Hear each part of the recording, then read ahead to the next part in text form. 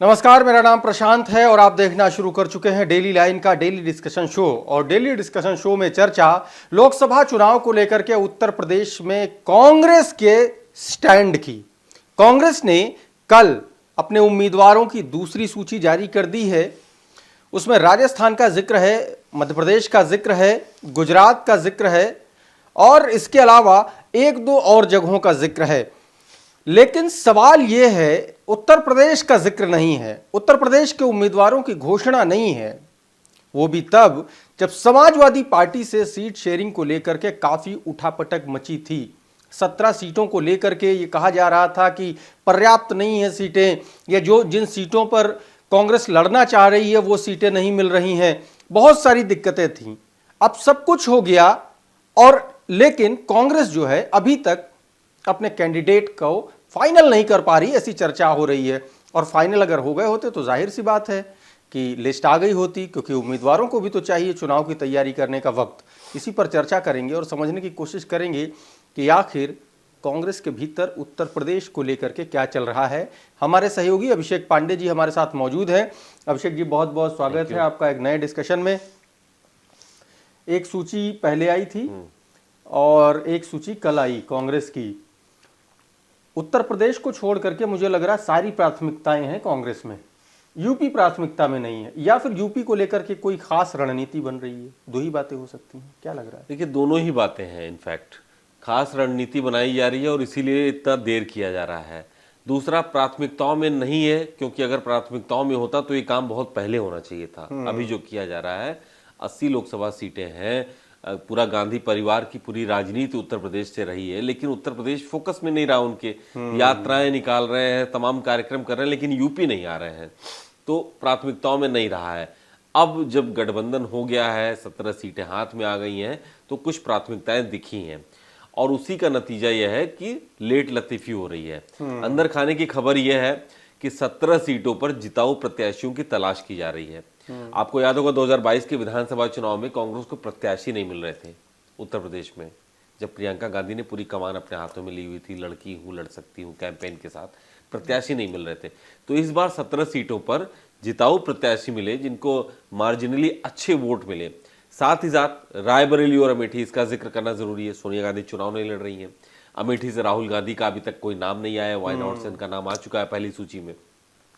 तो इन दोनों गांधी परिवार की परंपरागत सीटों पर, जहां पे उनका घर अपना सेकंड हाउस बताते हैं लोग, उस पर क्या करना है। तो अंदर खाने खबर यह है कि लोगों, रायबरेली और अमेठी के लोगों को फोन जा रहे हैं।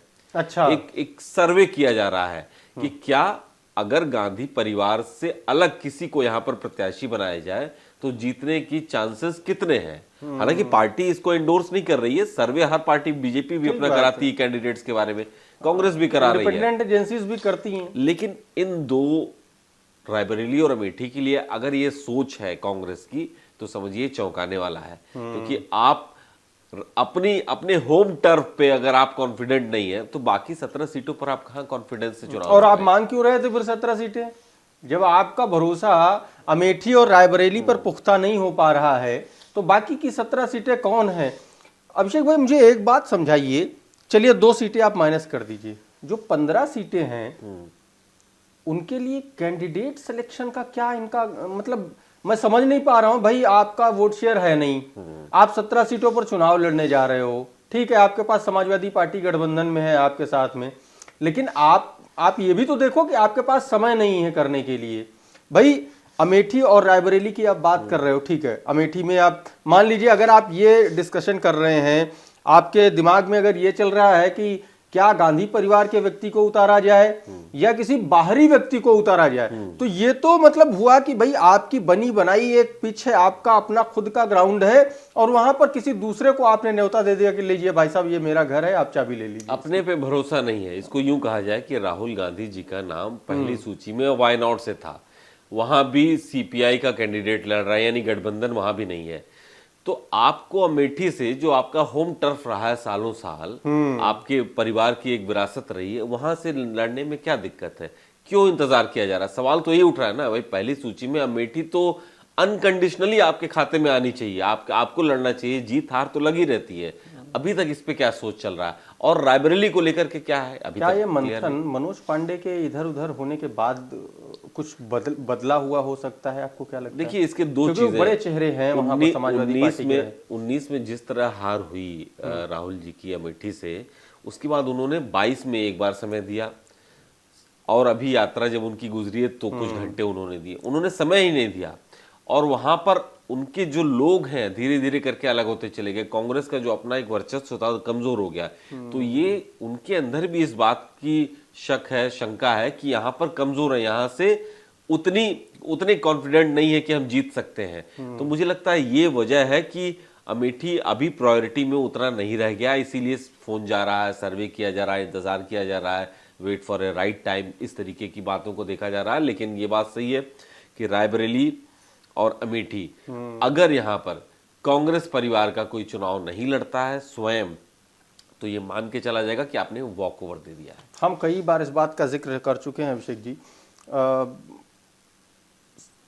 कांग्रेस पार्टी जो है अपने कैंडिडेट नहीं उतारे, ठीक है, समझ में आ रहा है, लेकिन मायावती का मतलब कई बार बार इस बात का जिक्र हो रहा है कि मायावती क्यों मौन है, मायावती के चुप रहने के पीछे का कारण क्या है? हालांकि अभी हाल फिलहाल में 3-4 सीटों पर उन्होंने कैंडिडेट अपने उतार दिए हैं और कहा जा रहा है कि जहां जहां मुस्लिम कैंडिडेट उतरे, मुस्लिम बाहुल्य सीटों पर ही वो लगातार कैंडिडेट उतार रही हैं। इससे क्या समझा जाए? एक तो कैंडिडेट उतारने के तरीके से समझ में आ रहा है कि मायावती जी एकदम क्लियर हैं कि उनको समाजवादी पार्टी के खिलाफ या इंडिया गठबंधन के खिलाफ अपना मजबूत कैंडिडेट उतारना है। दूसरी तरफ कांग्रेस में और बहुजन समाज पार्टी में दोनों चीजों में एक बात कॉमन है, दोनों ही कैंडिडेट को घोषणा करने में बहुत लेट कर रही हैं, बहुत पैर पीछे खींच रही हैं ये लोग। क्या इसके पीछे दोनों पार्टियों की कोई अपनी रणनीति आपस की है या फिर अलग अलग, ये कोई कॉन्सिडेंट ही समझ के भूल जाया जाए इसको? देखिए पहले वाला जो आपका है मुझे लगता है वो ज्यादा मुफीद है, इसलिए क्योंकि आप देखिए कि अभी 32 सीटों पर समाजवादी पार्टी ने घोषित किया है और कांग्रेस की 17 सीटें भी बाकी हैं, उन्होंने कुछ भी नहीं किया है। आने वाले वक्त में मुझे लगता है कि ये भी घोषित किया जाएगा, उसी का इंतजार मुझे लगता है किया जा रहा है बीएसपी की तरफ से। बीएसपी ये देख रही है कि भाई किन सीटों पर कौन से प्रत्याशी इंडिया गठबंधन के आ रहे हैं, हमको उस हिसाब से अपनी तैयारी रखनी होगी। और ये परसेप्शन बन गया है, एक तरीके से ये कहा जा रहा पर्दे के पीछे से कि इंडिया गठबंधन को कमजोर करने की एक पूरी कोशिश है, मायावती जी वैसे ही प्रत्याशियों को उतारेंगी जहां पर इंडिया गठबंधन को नुकसान हो रहा हो और उसका सीधा फायदा बीजेपी या एनडीए को मिले, ये आरोप ऐसे लग रहे हैं। और दूसरी बात, इसमें देर क्यों हो रही है? भाई बीएसपी का अपना ऐसा तो कुछ नहीं कि उनको रैलियां करनी है, संगठन बने हैं, मीटिंग्स हो रही हैं।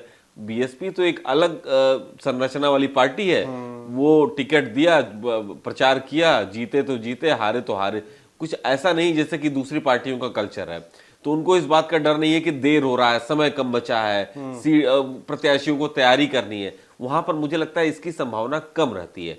दूसरी बात, कांग्रेस भी प्रत्याशियों की खोज कर रही है, जिताऊ प्रत्याशियों। अभी आप देखिएगा अगले कुछ दिनों में कांग्रेस के कुछ बड़े नेता उत्तर प्रदेश से वो भी छोड़ करके जाने वाले हैं एनडीए में, क्योंकि उनको भी समय चाहिए भाई। अगर आप वो लोग तैयारी कर रहे हैं, कांग्रेस से जुड़े हुए हैं, तो आप सीटें घोषित कीजिए ना। आपने एनडीए की जिक्र किया, मैं इसीलिए क्योंकि एनडीए में भी ये कहा जा रहा है कि उत्तर प्रदेश से जो अगली लिस्ट आएगी उसमें तमाम सारे नाम गायब होंगे जो भी मौजूदा वक्त में सांसद हैं।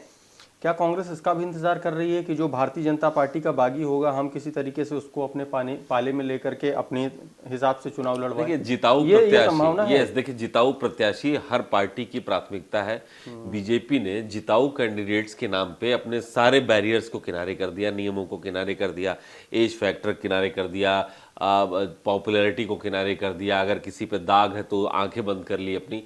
तो जिताऊ प्रत्याशी चाहिए। अगर जो 24 सीटें भाजपा को घोषित करनी है अपने अगले चरण में, उसमें से कुछ लोगों का कटने की उम्मीद जताई जा रही है, अगर कटता है, लेकिन देखिए इसकी संभावना कम है। बीजेपी में एक चीज है, थोड़े डिसिप्लिन टाइप के लोग हैं। आप देखिए हरियाणा में अनिल विज नाराज है, लेकिन वो कह रहे हैं कि हम भाजपा में ही काम करते रहेंगे। लेकिन कुछ लोग अगर हटते हैं यहाँ से तो उनको कोई दूसरी पार्टी अपने यहाँ मौका देगी, और उनको क्योंकि वो जिताऊ हो सकते हैं इसलिए उनका फायदा मिलेगी। ठीक बात है। तो कुल मिलाकर के कांग्रेस पार्टी की जो 17 सीटें खास तौर पर उत्तर प्रदेश की हैं, सवाल उन्हीं पर है कि उनको लेकर के क्या रणनीति है, क्यों इतना लेट किया जा रहा है सीटों को, उन पर उम्मीदवारों के ऐलान को लेकर के? सवाल यही है, आपको क्या लगता है? आप हमारे कमेंट बॉक्स में ज़रूर लिखिए। और अगर हमारा ये वीडियो, हमारा विश्लेषण, हमारा डिस्कशन अगर आपको पसंद आया हो तो उसको लाइक करिए, दूसरों को भी शेयर करिए। और अगर आप हमारे चैनल पर नए हैं तो हमारे चैनल को सब्सक्राइब कर लीजिए। ये वीडियो अगर आप हमारे फेसबुक पेज पर देख रहे हैं तो वहाँ पर हमको फॉलो कर लीजिए। हमारे प्लेटफॉर्म का नाम है डेली लाइन।